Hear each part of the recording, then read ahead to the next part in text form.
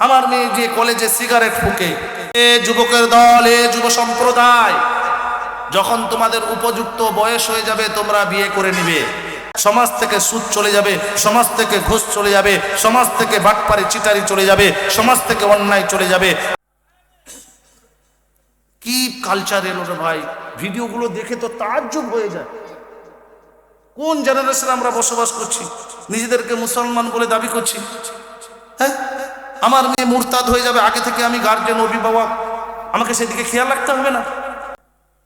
আমার মেয়ে যে কলেজে সিগারেট ফুঁকে, ছেলে বন্ধুদের সঙ্গে ঘুরে বেড়ায়, হোটেলে খেয়ে বেড়ায়, সারা রাত ধরে চাট করে বেড়ায় ফেসবুক, মেসেঞ্জারে, হোয়াটসঅ্যাপে, আর আমি গার্জেন হিসাবে আমার কোনো নৈতিক কর্তব্য নাই? এই সমস্ত গার্জেনগুলোকে গণধোলাই দিবে আল্লাহ, গণধোলাই দিবে। বলে 25 বছর বয়সে তোমাকে পড়াতে কে বলেছে? 19 বছর বয়সে কি পড়া বন্ধ করে তার জন্য সুপাত্রের একটা ব্যবস্থা করা দিয়ে যেত না? অন্তত গুনাহ থেকে তো বেঁচে যেত। এই অতিরিক্ত লম্বা সময়ে পড়ানোর কারণে আমার বোনেরা এই ইস্কনদের ছেলেদের সঙ্গে কঠোর হিন্দুত্ববাদীদের সঙ্গে এবং প্রেম নামক এবং অবৈধ সম্পর্কে এরা লিপ্ত হয়ে নিজের যৌবনকে বিয়ে করার আগে নষ্ট করে দিচ্ছে। পুরুষদের কি সালারা দই খাই ভাড়,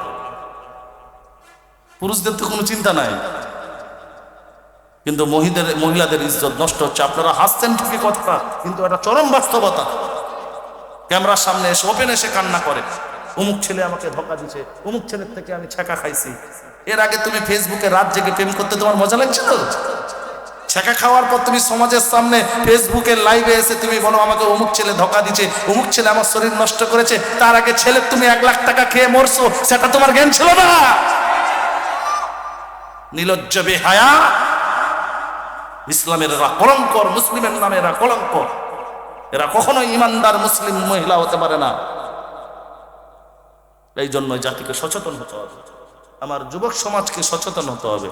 আমার যুবক ভাইদেরকে বলবো, স্কুলের সামনে, কলেজের সামনে, ইউনিভার্সিটির সামনে না দাঁড়িয়ে উপযুক্ত বয়স হয়েছে, নবীর সুন্নত তরিকায় নিজের মা বাপকে বলো যে আমার বিয়ের ব্যবস্থা হয়েছে, আমি মোটামুটি রোজগার করতে পারি, উত্তম একটা মহিলা, উত্তম একটা মেয়ের ব্যবস্থা করে দাও, আমি বিয়ে করব।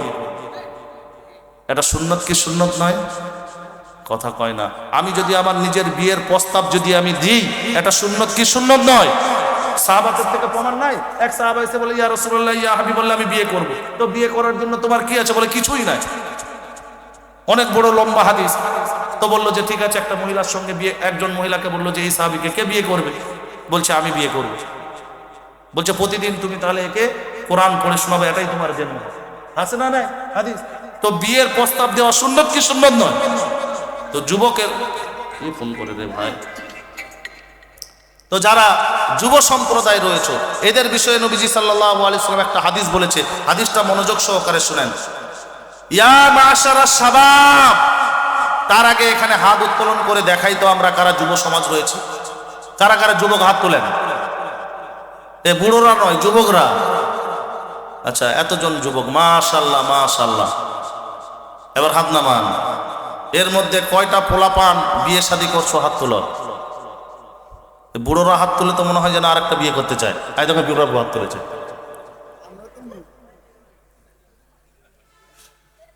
বিয়ে করবেন? চাচিকে খবরটা দিয়ে পাঠাবো, ঘরে আর থাকা হবে না। তো যে সমস্ত আমার ইয়াং ভাই আছে, যুবক ভাই আছে, যাদের বয়স 20-25 বছরের কাছাকাছি অথবা উপযুক্ত বয়সে পৌঁছে গেছো, নবী সাল্লাল্লাহু আলাইহি ওয়াসাল্লাম তোমাদেরকে লক্ষ্য করে বলছেন, হাদিস সহিহ হাদিস, ইয়া মাশারাশ শাবাব মান ইসতাতা মিনকুমুল বাআ ফালিয়াতাযাওয়াজ। হে যুবকের দল, হে যুব সম্প্রদায়, যখন তোমাদের উপযুক্ত বয়স হয়ে যাবে তোমরা বিয়ে করে নিবে। আর যদি বিয়ে করার সামর্থ্য না থাকে তাহলে তোমরা সিয়াম বা রোজা পালন করবে। কেননা রোজা মানুষের যৌন ক্ষমতাকে কি করে? দমন করে দেয়। এই জন্য এখানে যারা প্রত্যেকটা ইয়াং যুবক ভাইদের অভিভাবক আছে, আমি তাদের দৃষ্টি আকর্ষণ করে বলছি, আপনার সন্তান যদি উপযুক্ত বয়সে পৌঁছে যায়, তার জন্য একটি দিনদার, নেককার, সালেহ পাত্রীর ব্যবস্থা করে দেন। এবং ওই ছেলেটা যখন উপযুক্ত সময়ে বিয়ে করে নেবে, ওই ছেলেটা তখন স্কুলের গেটে, ইউনিভার্সিটির গেটে, কলেজের গেটে গিয়ে আর দাঁড়াবে না। কতক্ষণ ঠিক কিনা? উপযুক্ত সময় যদি বিয়ে না করান ওই ছেলে কিন্তু জিনা করবে। বিয়েকে সহজ করুন, নবী সাল্লাল্লাহু আলাইহি ওয়াসাল্লাম বিয়েকে সহজ করতে বলেছেন। আজকে আমাদের সমাজে বিয়ে কঠিন হয়ে গেছে বলে জিনা মানে কি আম হয়ে যাচ্ছে, ব্যভিচার আম হয়ে যাচ্ছে। অথচ বিয়েকে আম করতে হবে, জিনা ব্যভিচার শরীয়ত বিরোধী যেন আমাদের জন্য কঠিন হয়ে দাঁড়ায়, ঠিক কিনা? উপযুক্ত বয়সে আমার যুবক ভাইরা, এমনও গার্জেন আছে আমার যুবক ভাইরা ফোন করে যে হুজুর আপনি তো এই বিয়ে শাদী মাদি নিয়ে একটু বলেন, আমাদের গার্জেনদেরকে একটু বলেন, আমার বয়স হয়েছে, আমার গার্জেন এখনো বিয়ে দেয় না কেন? বলে আমি এখন প্রবাসে থাকি, আমি এখন প্রতি মাসে 50,000 60,000 টাকা করে কামাই, এই টাকা হয়তো মা বাপ পাওয়ার কারণে আমাকে উপযুক্ত সময় হয়ে যাওয়ার পরও বিয়ে দেয় না। বলে বিয়ে করে দিলে যদি এখন বোর কোথায় উঠে আর বসে সারা যদি টাকা না পায়, কিন্তু একদিন না একদিন তো করাতে হবে রে, 60 বছরে তো গিয়ে করাতে পারবেন না। তো এই চিন্তাধারা মা বাপের কবে দূর হবে? ছেলেগুলোকে যদি আজকে আমাদের সমাজে অধিকাংশ ইয়াং ছেলে ইয়াং মেয়েদের দ্বারাই বেশি জেনার গুনাহ হচ্ছে, কথা কয় না। 100-র মধ্যে 90% যে গুনাহগুলো হচ্ছে সেগুলো হচ্ছে জেনা এবং ব্যভিচার থেকে হচ্ছে। উপযুক্ত সময়ে যদি মা বাপ তাদেরকে বিয়ে দিয়ে দেয় তাহলে কিন্তু গুনাহ হওয়ার সম্ভাবনা কি থাকবে? কমই থাকবে, এবং বিয়েটা সহজ হয়ে যাবে, আর জেনা ব্যভিচার এগুলো কিন্তু কঠিন হয়ে দাঁড়াবে। এই জন্য নবী সাল্লাল্লাহু আলাইহি সাল্লাম বলেছেন যে তোমরা বিয়েকে সহজ করো, আম করো, জেনা এবং ব্যভিচার যেন তোমাদের সমাজ থেকে দূর হয় সেই ব্যবস্থা করো।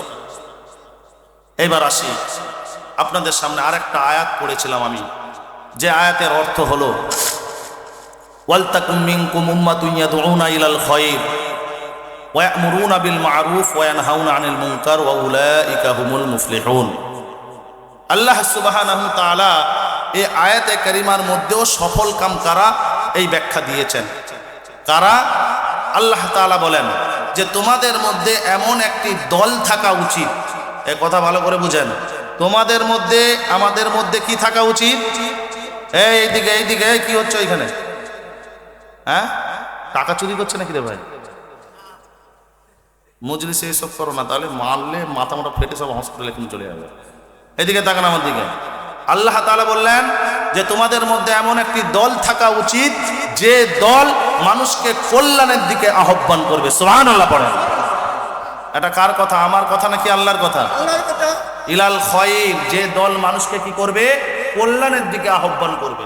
ওয়া ইয়া'মুরুনা বিল মা'রুফ, সৎ কাজের আদেশ করবে। ওয়া ইয়ানহাউনা আনিল মুনকার, অসৎ কাজে বাধা দিবে। ওয়া উলাইকা হুমুল মুফলিহুন, এরাই সফল কাম। এরাই কি? সফল কাম। আজকে আমাদের সমাজের দিকে লক্ষ্য করে দেখুন, সমাজে অহর সুদ চলছে, ঘুষ চলছে, বাটপারি চিটারিতে পুরো সমাজটা ভরে গেছে। কথা কয় না কেন? শুধু মানুষকে ধোঁকায় আর প্রতারণায় ফেলার দিকে 1 নম্বর। সমাজের কি অবস্থা? একজন মানুষও নিরাপদ নাই, একজন গরিব অসহায় খেটে খাওয়া মানুষের, অথচ যাদের টাকা আছে পয়সা আছে এরা কিন্তু সুদ ছাড়া মানুষকে হেল্প করে না, সহযোগিতা করে না। তাহলে বলেন ভাইরা, এটা অন্যায় কি অন্যায় নয়? সুদ খাওয়া অন্যায় কি অন্যায় নয়? তাহলে যারা আল্লাহ পাক কি বলেছেন? ওয়া ইয়া'মুরুনা বিল মা'রুফ, সৎ কাজের যারা আদেশ করে, অসৎ কাজে যারা বাধা দেয়, তাহলে এরাই হলো সফল কাম। তাহলে এই সুদ খাওয়া যে অন্যায়, এই সুদখোরকে সমাজ থেকে বিতাড়িত করার প্রয়োজন আছে না নাই? আছে না নাই? চাকরিতে এখন টাকা না, ঘুষ না দিলে চাকরি হয় না। কি অবস্থা! এমনও ছেলে আছে সমাজে, মাস্টার ডিগ্রি করে বসে আছে, চাষাবাদ করে, ফসল করে, ক্ষেত করে, হাই শিক্ষিত এডুকেটেড ব্রিলিয়ান্ট ছাত্র ছাত্রী, তারপরেও ঘুষ দিতে পারে না বলে চাকরি পায় না। এগুলো অন্যায় কি অন্যায় নয়? আমাদের সমাজ কিভাবে উন্নতি হবে আজকে একটা পরামর্শ দিয়ে যাচ্ছি। দেখেন, আমাদের সমাজ এভাবেই উন্নতি করতে হবে যে পাড়ার মধ্যে 100 জন হোক 200 জন, এরা হচ্ছে অ্যাক্টিভ থাকতে হবে এবং পজিটিভ প্রকারের মানুষ হতে হবে। যে আমাদের সমাজে, আমাদের পাড়ায়, আমাদের গ্রামে কোনো সুদখোরকে থাকতে দেওয়া যাবে না, কোনো ঘুষখোরকে থাকতে দেওয়া যাবে না, কোনো বাটপার চিটার এবং জায়গা মেরে খাওয়া, মানুষের হক মেরে খাওয়া, মানুষের জায়গা এবং মানুষের স্থান, এই সমস্ত মানুষের স্থান আমাদের এই এলাকায়, আমাদের এই সমাজে নাই, ঠিক কিনা? 100 জন মানুষ 200 জন মানুষ যদি অ্যাক্টিভ হয়ে যায়, সক্রিয় হয়ে যায়, সমাজ থেকে সুদ চলে যাবে, সমাজ থেকে ঘুষ চলে যাবে, সমাজ থেকে বাটপারি চিটারি চলে যাবে, সমাজ থেকে অন্যায় চলে যাবে। আজকে আমরা অন্যায়ের হাতকে চিপে না ধরার কারণে আমাদের সমাজে অহর অন্যায় বেড়েই চলছে, জুলুম বেড়েই চলছে। নবীজি সাল্লাল্লাহু আলাইহি সাল্লাম বলেন যে মানুষ যখন অন্যায়কারীকে যখন অন্যায় করা অত অপকর্ম করা অবস্থায় দেখবে, আর মানুষ যদি তার দুটো হাতকে যদি চিপে যদি না ধরে, তাহলে আল্লাহ তাআলা সেই সমস্ত সমাজের উপরে আল্লাহ তাআলা আযাব নিযুক্ত করে দিবেন এবং মানুষ সেই সময় দোয়া করতে থাকবে, দোয়া কবুল হবে না। দোয়া করবে কি হবে না? একটা চমৎকার উদাহরণ আপনাদেরকে দেই সহিহ বুখারী থেকে। নৌযান অর্থাৎ কিছু যাত্রী, নবীজি সাল্লাল্লাহু আলাইহি সাল্লাম বলেন যে কিছু যাত্রী একটি নৌকার মধ্যে থাকার জন্য তারা লটারি করলো যে কে উপরতলায় থাকবে আর কে নিচের তলায় থাকবে। এক কথা বুঝতে পেরেছেন আপনারা? তো লটারির মাধ্যমে কিছু জনের স্থান হলো উপরতলায়, আবার কিছু জনের স্থান হলো কি নিচের তলায়। এখন পানির ব্যবস্থা কিন্তু উপরতলায়, পানির ব্যবস্থা, আর নিচের তলার লোক যখন পানি আনতে যেত ওই উপরতলার লোককে ডিঙ্গিয়ে পানি আনতে যেত, তো কষ্ট হতো কি হতো না? তো নিচুর তলার লোকেরা মনে মনে ভাবলো যে উপরতলার লোককে কষ্ট না দিয়ে আমরা বরং নিচে একটি ছিদ্র করে নিই, এখানেই পানির ব্যবস্থা হয়ে যাবে। এমন পর্যায়ে যদি উপরতলার লোক নিচের তলার লোককে তাদের মর্জির উপরে ছেড়ে দেয়, তাহলে কি হবে? উপরতলার লোকও ডুববে আর নিচের তলার লোকও, তাহলে সবাই বরবাদ হবে কি হবে না? আর উপরতলার লোকগুলো যদি ওই ছিদ্র করা থেকে তার হাত দুটোকে যদি চিপে ধরে বাধা দেয়, তাহলে কিন্তু সবাই বেঁচে যাবে, নিচের তলার লোকও বেঁচে যাবে আর উপরের তলার লোকও। ঠিক সেরকম নবীজি সাল্লাল্লাহু আলাইহি ওয়াসাল্লাম বলেছেন, সমাজে যখন কোনো অন্যায় হবে, সমাজে যখন জুলুম বেড়ে যাবে, সমাজে যখন অবিচার না ইনসাফি যখন বেড়ে যাবে, তখন সমাজের ভালো ভালো মানুষের উচিত অন্যায়কে বাধা দেওয়া এবং ন্যায়কে সাপোর্ট করা এবং অন্যায়কে বিতাড়িত করা, ন্যায়কে কাজে সহযোগিতা করা।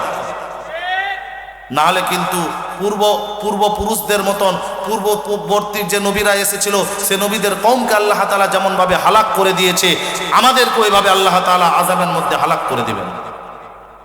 আমাদের উচিত হলো, ইমানদারের দাবি হলো, ইমানদারের হক হলো যে তার সামনে যখন কোনো অন্যায় করা হবে, তার সামনে যখন কোনো অপরাধমূলক কাজ করা হবে, তখন সে ওই অন্যায়কারীর দুই হাত চেপে ধরবে, ঠিক কিনা? এই হাদিসটা বলে আমি শেষ করে দেবো।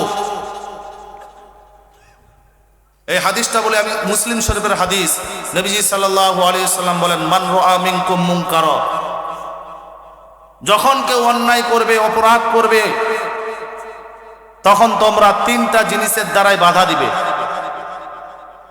ফালিগাইয়িরু বিয়াদি, এক নম্বর হলো শক্তি থাকলে শক্তি দিয়ে বাধা দাও। ফাইল্লাম নিস্তাতি ফাবিলিসানি, যদি তোমার শক্তি না থাকে তাহলে তুমি তাকে জবান দিয়ে বলো, জবান দিয়ে যদি বলার তুমি ক্ষমতা না থাকো, ফাইল্লাম স্তাতি ফাবিকলবি, অন্তর থেকে তাকে তুমি ঘৃণা করো। ওয়াযালিকা আযআফুল ঈমান, আর এটাই হলো ঈমানের নিম্ন স্থান।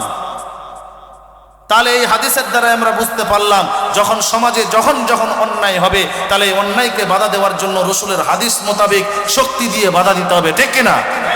যদি শক্তি দিয়ে যদি বাধা না দিতে পারেন, তাহলে জবান দিয়ে অন্তত অন্যায়ের প্রতিবাদ করা, অন্যায়ের প্রতিবাদ করে কিন্তু জালেম শাসককে, জালেমকে বিতাড়িত করা সম্ভব। কিন্তু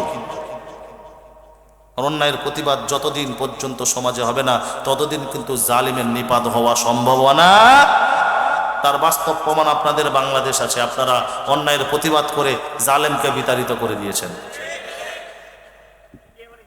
হ্যাঁ হ্যাঁ, আপনাদের দেশের বউ, আপনাদের দেশের বউ, হ্যাঁ, কিন্তু সেখানে গিয়েও তো লাগায়। যাই হোক, তো সমাজে যখন এভাবে অন্যায় দেখা দিবে, অপরাধ দেখা দিবে, তখন কি করতে হবে? দুই হাত চেপে ধরতে হবে, বাধা দিতে হবে জবান দিয়ে। না যদি জবান দিয়ে বাধা দিতে পারো, নবীজি বলেন অন্তরে ঘৃণা করো, আর এটাই হলো ইমানের নিম্ন স্থান। তাহলে আমরা শক্তিশালী ইমান নিয়ে মরতে চাই নাকি নিম্ন, মানে একদম কম দরজার ইমান নিয়ে মরতে চাই? কারা কারা শক্তিশালী পাওয়ারফুল ইমান নিয়ে মরতে চায়? হাত উত্তোলন করে দেখি। তাহলে আজ থেকে আমরা দেখব আমাদের সমাজের মধ্যে কোনো অন্যায় হওয়ার কোনো সুযোগ, কোনো মদখোরের জায়গা আমাদের সমাজে কোনো সুদখোরের জায়গা আমাদের সমাজে, কোনো ঘুষখোরের সমাজে আমাদের জায়গা। ঠিক তো? প্রতিবাদ করবেন তো? সবাই এক হবেন তো? সবাই একত্রিত হয়ে এই সমস্ত অন্যায়কে, জুলুমকে সমাজ থেকে, গ্রাম থেকে, পাড়া থেকে, দেশ থেকে বিতাড়িত করার সিদ্ধান্ত নিয়েছেন তো? একটা কথা আছে না যে ভিতুরা মরে বারবার সাহসীরা মরে, ভিতুরা মরে বারবার সাহসীরা মরে। আল্লামা দেলোয়ার হোসেন সাইদি সাহেবের একটা কথা আমার মনে পড়ে গেল। এই কথাটা খুবই পপুলার এবং খুবই বিখ্যাত একটি শব্দ, যে বিড়ালের মতন 500 বছর বেঁচে কোনো লাভ নাই, সিংহের মতন 1 ঘন্টা বাঁচতে চায়। এটাই হলো পাওয়ারফুল ইমানের পরিচয়। যার মধ্যে ইমানের পরিচয়, যার মধ্যে পাওয়ারফুল ইমান থাকবে, তার সামনে সরষা পরিমাণ কোনো অন্যায় যখন হবে, কোনো অপরাধ, কোনো জালেম যখন জুলুম করবে, কখনোই সেই ইমানদার মাথা নত করে মেনে নিতে পারে না। মুসলমান জোরে কোন ঠিক কিনা? এই জন্য আমি আর লম্বা আর বায়ান করব না। যাই হোক, মোটামুটি আপনাদের সামনে আমি আলোচনা করতে গিয়ে কোন রকমের জবানের দ্বারাই কাউকে যদি কোনো কষ্ট দিয়ে থাকি, আল্লাহর রাস্তায় ক্ষমা করে দিবেন। রাত্রি অনেক হয়ে গেল, 1টা প্রায় বাজতে যায়। প্রতিদিনই এভাবে মাহফিল হচ্ছে। আমি যাচ্ছিলাম অন্য একদিকে, কিন্তু মাথায় এসে গেল যে সমাজের বাস্তবতা নিয়ে কিছু বলি। আস্তে আস্তে কিছু বাস্তবতা আমার সঙ্গে ঘটে গেল, তো অন্যায়গুলো আমার চোখের সামনে পড়লো, তো এই জন্য ভাবলাম যে সমাজকে সচেতনমূলক বার্তা দিই। আর একটা কথা আমি বলবো যুবকদের উদ্দেশ্যে, এই যুবকদেরকে মসজিদের মধ্যে আসতে হবে, মসজিদ কমিটির মধ্যে আসতে হবে, এই যুবকদের মাদ্রাসার কমিটির মধ্যে আসতে হবে। বর্তমান সময়ে যুবকদেরকে ইসলামের ছায়াতলে আসা খুব গুরুত্বপূর্ণ একটি জিনিস। যুবকরা যদি মসজিদের মধ্যে এসে যায়, যুবকরা কিন্তু নামাজি হয়ে যাবে। যুবকরা যদি মসজিদের মধ্যে এসে যায়, যুবকরা কিন্তু জেনা ছেড়ে দিবে, ব্যভিচার ছেড়ে দিবে, অবৈধ সম্পর্ক ছেড়ে দিবে, হালাল সম্পর্ক খোঁজার জন্য তারা ব্যস্ত থাকবে। কথা কোন ঠিক কিনা? এই জন্য যুবকরা যদি মাদ্রাসার কমিটি হয়ে যায়, ওই যুবকদের দ্বারা সুদ খাওয়া কি আর সম্ভব? ওই যুবকদের দ্বারা ঘুষ খাওয়া কি আর সম্ভব? ওই যুবকদের দ্বারা কি ব্যভিচার করা আর সম্ভব?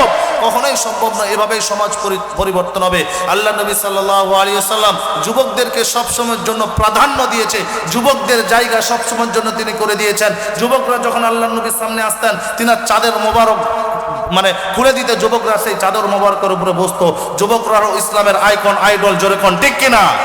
এই যুবকদেরকে মসজিদের কমিটির মধ্যে ঢুকাতে হবে, মাদ্রাসার কমিটির মধ্যে ঢুকাতে হবে, মাহফিল কমিটির মধ্যে ঢুকাতে হবে। তবে নর্তকী, গান বাজনা, যত অপকর্ম এই যুবকদের থেকে বিতাড়িত হবে। ঠিক কিনা? এই জন্য যে সমস্ত পাড়ার মুরব্বীরা রয়েছেন, আপনারা আমাদের ছায়া, আপনারা আমাদের মাথা, কিন্তু যুবকদেরকে আগে ঠেলে দিতে হবে। মনে রাখতে হবে, এই যুবকদের হাত ধরে কিন্তু ইসলাম আমাদের কাছ পর্যন্ত এসেছে। আবার পুনরায় যদি এই যুবকদের হাত ধরে যদি দিন প্রচার হয়, আনেওয়ালা প্রত্যেকটা মুসলমানের কাছে, আনেওয়ালা প্রত্যেকটা উম্মার কাছে কিন্তু এই যুবকরাই কিন্তু দিনের পর দিন একের পর এক করে মানুষের কাছে কোরআন এবং হাদিস পৌঁছে দেওয়ার ক্ষমতা রাখে। ঠিক কিনা? যুবকরা আমাদের জন্য দোয়া করবে, এরা হচ্ছে আমাদের জন্য মাথার ছায়া, কিন্তু যুবকরা মাঠের মধ্যে কাজ করবে। এই জন্য আল্লাহ সুবহানাহু ওয়া তাআলা আমার প্রত্যেকটা যুবক ভাইকেও, আমার নওজোয়ান ভাইদেরকেও এবং মুরব্বীদেরকেও দিনের খাতিরে, দিনের খিদমতে কবুল করুন সকলে, বলুন আল্লাহুম্মা আমিন। এই যে আমার প্রাণপ্রিয় বন্ধু হাবিব বিন মাহমুদ সাহেবের মাদ্রাসা, দেখেন কয়জন ছেলে আজকে পাগড়ি পরে হযরত? 9 জন ছেলে। আহা, দেখে কি মনোরম দৃশ্য, কি চমৎকার একটি দৃশ্য। আপনাদের যাদের সন্তান আছে মাদ্রাসায় ভর্তি করাবেন, জেনারেল শিক্ষা তো করাবেনই করাবেন, তার সাথে মাদ্রাসায় হাফেজ বানাবেন, আলেম বানাবেন। আপনার জন্য অন্তত দোয়া করবে, মাগফিরাত করবে, রব্বির হামহুমা কামা রব্বায়ানি সগীরা পড়ে আল্লাহর কাছে হাউমাউ করে কান্না করবে। আরে আমি মৌলবি রমজান আলী, আমার দোয়া কবুল হতেও পারে, নাও পারে, কিন্তু আপনার সন্তান যদি নেককার হয়, হাফেজ হয়, আলেমে দিন হয়, আপনার সন্তানের দোয়া 100% কবুল হবে। আপনাদের সামনে বাস্তব আমার বন্ধু তুলে ধরেছেন মাদ্রাসার কিভাবে পড়াশোনা, কত সুন্দরভাবে সবকিছু আয়োজন করেছে, কি মনোরম দৃশ্য, অন্তরটা মুগ্ধ হয়ে গেল, কলিজাটা ঠান্ডা হয়ে গেল। এই মাদ্রাসাকে আপনারা কিয়ামত পর্যন্ত যারাই বেঁচে থাকবে, পরস্পর যারাই বেঁচে থাকবে, আজকে হুজুর মুহতামিম আছে, কালকে অন্য কেউ মুহতামিম থাকবে, পরশুদিন অন্য কেউ মুহতামিম থাকবে, পরিচালক থাকবে। এভাবে আল্লাহ তাআলা যেন কিয়ামত পর্যন্ত পৃথিবীর সমস্ত মসজিদ মাদ্রাসাকে আল্লাহ তাআলা কবুল করে নিন সকলে, আল্লাহুম্মা আমিন। কিন্তু আপাতত যতদিন হুজুর এখানে আছেন, আপনারা বেঁচে আছেন, হুজুর বেঁচে আছেন, মাদ্রাসাও কায়েম আছে, আপনারা সবাই সহযোগিতা করবেন ইনশাআল্লাহ।